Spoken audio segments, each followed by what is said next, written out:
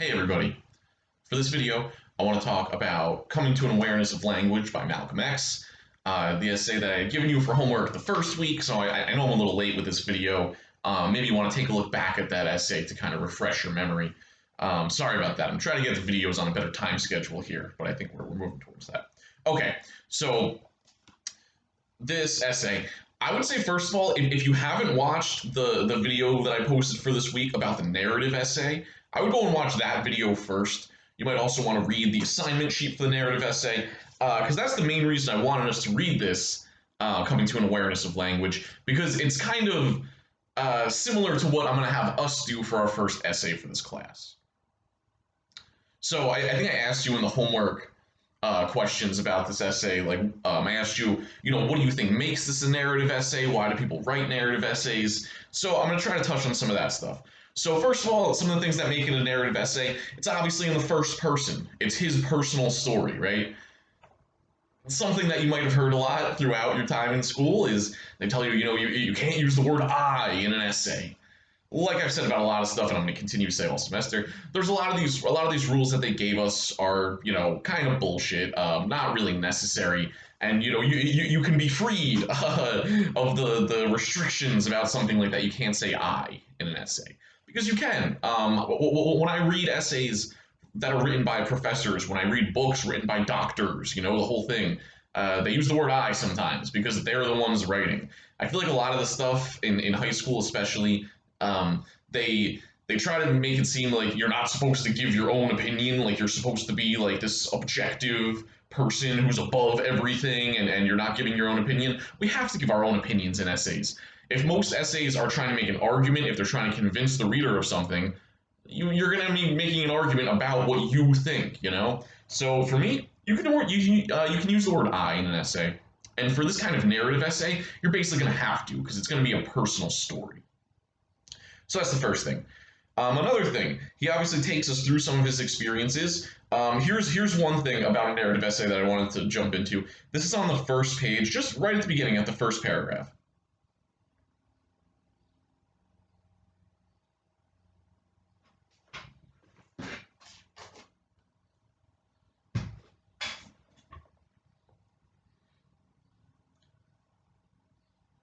So this is like literally the third sentence, I think. He says, I guess that's why, unable to do anything else, I soon began writing to people I had known in the hustling world, such as Sammy the pimp, John Hughes the gambling house owner, the thief Jumpsteady, and several dope peddlers. So why give us the specific names there? Why not just say, so he's in jail, right? He's talking about how he's in jail and he wanted to feel like he was doing something, so he starts writing people letters. He could have just said, he could have just ended, he could have said, I soon began writing to people I had known in the hustling world. He could have stopped it there, right? And we'd be like, okay, he's writing letters to the people he knew. But instead, he tells us Sammy the pimp, the thief Jumpsteady. Why does he do that? It adds its details, right? One of the things that we need in a narrative essay is details and descriptions. And the more specific that you can be, the better. Why? Because I think it draws us into the world. Of the world of like the text of what's happening, the world of the story. It makes it relatable. It makes us be able to like it's engaging for us. It makes it more interesting. So specific details are always good. So when we're writing our own narrative essays, we want to be as specific as we can in terms of including the specific names of things, in terms of describing what a place looks like, describing the setting, that kind of stuff. So I just wanted to point that out. The other thing the other thing I wanted to say about this is the message that he's sending, because that's something that we're going to need for our narrative essay, is that we're going to have a message about language. So he does have this here. I think we get it kind of later in the essay when he talks about how he like copied the whole dictionary, which I don't know. Do you believe him on that? Do you think that's true? He really did the whole thing? I believe that he did a lot of it. The whole thing? I don't know. I don't know. I guess I'm not exactly sure how long he was in jail. But I guess if you're in jail long enough, you can do it. But he talks about copying the whole dictionary. He talks about how when he first got to jail, he says his handwriting was terrible. He couldn't write in a straight line. He feels like he wants to write letters to people like the president and the governor of the state and all this stuff. And and he feels like he needs to learn more like standard English, like we talked about in another video. He feels like he needs to learn standard English if he's gonna try to be taken seriously by these people. And again, that gets into the whole thing of like, the practical way that, to it does help in the world we live in to try to speak standard English, even though we can say, well, it shouldn't be like that, and it's kind of, fucked up that it is like that. But he's aware that if he wants to talk to the president or something, that he wants to be able to do it more in standard English to try to like be taken seriously. So he starts like reading books, things he had never done before. He gets into writing and reading and all these things. Um, yeah, he says on page, I think the last page of the essay, he says, I started copying what eventually became the entire dictionary. And he says, as he went through, he gets better and faster at it and all this stuff. Just some other quotes. In the last paragraph, he says, anyone who has read a great deal can imagine the new world that opened. So with the context of him being in jail, he's trying to tell us how language, in terms of reading and writing, kind of, I guess, provided like an escape for him in a way. He says it opened a new world for him. And, if you guys, maybe you've never had this experience, but if you've ever found a book that you're like really into, or anything, it could be a comic book, or I know like my niece reads a lot of those like manga, like those like anime kind of books that are sort of like graphic novels, I guess. But if you've ever gotten really into any of those, you know how it's kind of like a new world that you can throw yourself into, and that's what he's talking about here. And then he ends it, and this is kind of a strange thing to say because again, he's in jail this whole time. But he ends it by saying, in fact, up to then, I never had been so truly free in my life. So one thing that I'm interested here is like the kind of positive feelings that he associates with language. He says here how it's a freeing kind of experience. Earlier on this page, he says, I woke up the next morning thinking about those words, immensely proud to realize that not only had I written so much, but I'd written words I never knew. Talks about feeling proud because of what he was doing. It's like a positive self-esteem thing for him. The next paragraph on the last page, he says, I was so fascinated that I went on. I copied the dictionary's next page. Fascinated, proud, free. So I think that's one thing that he's really trying to show us with his story, is how language can turn from this thing that kind of holds you back or seems like an obstacle that you have to overcome. And then how for him, once he, I guess, became aware of it, like it says in the title, it ended up being something that made him feel like he was able to express himself. It was a freeing kind of experience, a lot of positive emotions. One thing that I think is interesting, I looked at your discussions where we talked about the things that we hate about English, and about English classes in school. And I wonder how much of the positive feelings that he has about language here are because he's kind of doing it on his own and because he's not sitting in a classroom filling out worksheets about the subject and the predicate and where the comma goes and all that kind of stuff. Instead, he's kind of just able to do it on his own terms, and read the things that he thinks are interesting. And he sees it as like a self-improvement kind of thing.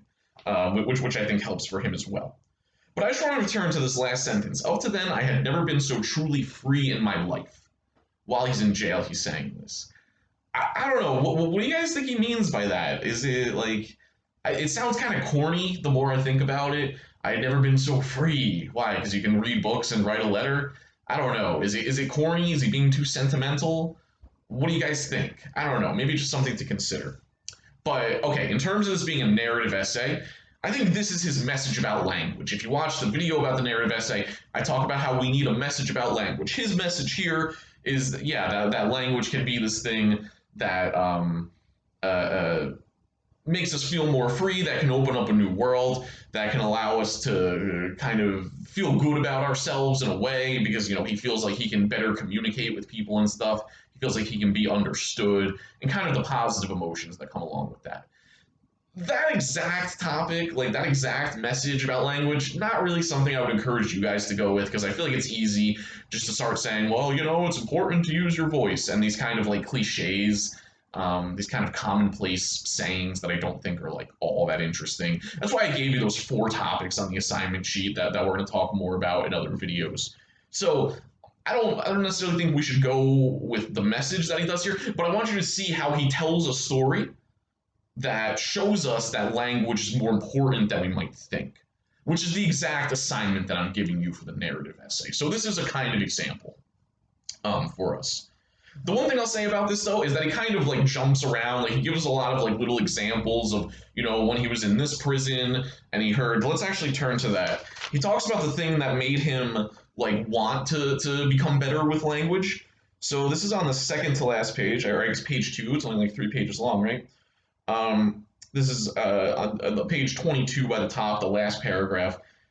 He says, "It had really begun back in Charlestown prison when Bimby first made me feel envy of his stock of knowledge. Bimby had always taken charge of any conversation he was in, and I had tried to emulate him." So this is a moment to me in this essay where I'm like, I kind of want you to zoom in more on that moment. I would kind of like some dialogue from this guy Bimby, right? I like that he gives us the specific detail of the guy's name, He could have just said, oh, there was this guy I saw there, and, the way he spoke made me want to learn more about language. But he tells us the specific name, which is good for giving details, like we talked about. But I think this would be a good place to get some dialogue, What is it that this guy Bimby said that made him be like, oh, wow, like I wish I had that kind of ability of expressing myself or that kind of command of the language or whatever it is. So for our essays, I want us to try to zoom in more, to give more dialogue, more details. He also gives, kind of jumps through like a bunch of different times in his life. He talks about when he first got to prison, he tries to write letters, and he talks about, his experience here, and then he talks about the thing with the dictionary. For our essay, I think it'll be better if we kind of, again, zoom in on one or maybe two kind of main scenes. There can be something that leads up to it, like, I know we have a late start class here where we are just getting started here, but I had some other classes that started back in September, and those classes are getting ready to submit their final version of this narrative essay that we're working on. And I'm just thinking of a draft that I read from a student where he was talking about his topic had to do with talking back, which I'm going to have a video for you on the talking back essay coming very soon. And his essay was kind of about that, and he was talking about how like he worked at FedEx, and he was like late or something, and then his manager like yelled at him, and he talked back to the manager, and he gets punished, whatever.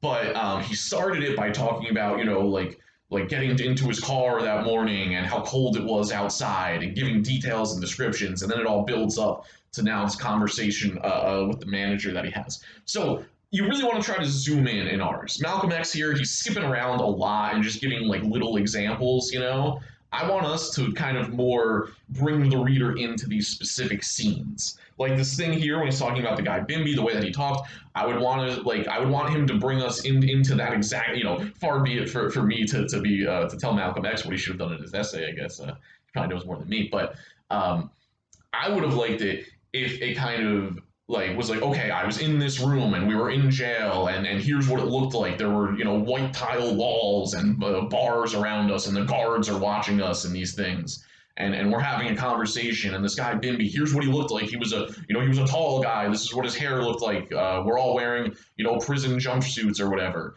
And then like he said this thing, and then give the dialogue, right? And then that made me realize that I wish I could talk like that and convince people of what I was saying and make people listen to me and pay attention and stuff. So really kind of zooming in more is I think what I would like to see there. And something that I think can keep in mind.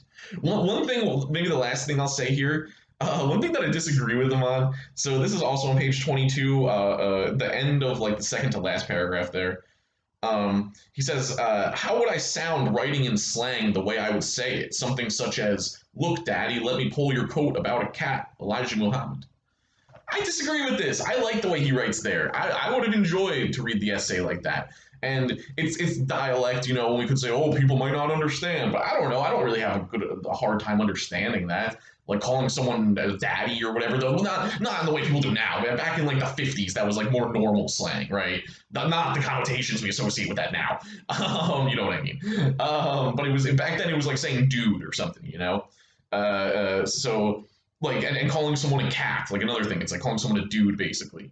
So I kind of like that dialect. I kind of wish that he would have written more in that way. And again, if you're trying to write a letter to the president or be taken super seriously by a politician, I understand why you wouldn't want to do that. But just for me reading this essay, I'm like, I like the dialect. I think that's cool. So that's something I'll disagree with him on, and something again that I would encourage you guys to do for our narrative essay is to write in a way that you're more comfortable in. try to write in a way that's closer to how you talk. Um, I think honestly that the barriers we put between the way like our thoughts and the way we think it and what we're putting down on the page, I think those are bad things. You know, I think people taught us to do that because they said, "Oh, this will make your writing better." I don't think it does. I think it makes our writing more boring, mostly, and if anything, it makes it less clear and more confusing. So I want us to prioritize putting down what we want to say, the way we want to say it, in a way that is we clearly can communicate to the audience what we're talking about, and in a way that's more interesting and will engage the reader, I think. So again, the main things that I want you guys to take away from this, it's a narrative essay because it tells a personal story, it gives details and descriptions. I would have liked if it gave some dialogue, but it also sends a message about why language is important. So I just wanted us to read this as kind of a little bit of a model, even though ours are going to be different in the ways that I said, a little bit of a model for what we're going for with our narrative essay. All right, that's Coming to an Awareness of Language by Malcolm X. More videos coming soon. I'll see you guys later.